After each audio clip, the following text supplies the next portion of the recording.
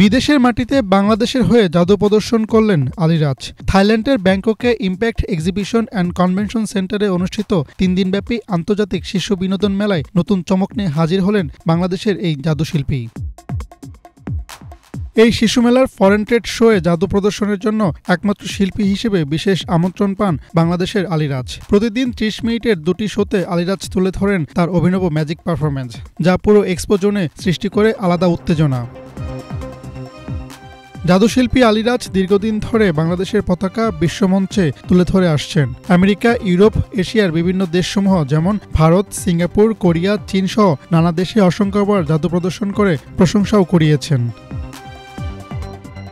বিশ্ব বিনোদন শিল্পের মর্যাদাপূর্ণ আয়োজন থাইল্যান্ড অ্যামিউজমেন্ট ও অ্যাট্রাকশন পার্ক এক্সপো 2025-এ আলীরাজের সর্বাধুনিক জাদু পরিবেশনা নতুন মাত্রা যোগ করে। তার চোখ ধাঁধানো জাদু প্রদর্শনী বিদেশি দর্শকদের মন জয় করে নেয় মুহূর্তেই এবং অনুষ্ঠানের অন্যতম আলোচিত আকর্ষণ হিসেবে স্থান পায়। পাশাপাশি বৈদেশিক মুদ্রা অর্জনের ক্ষেত্রেও রেখেছেন গুরুত্বপূর্ণ ভূমিকা।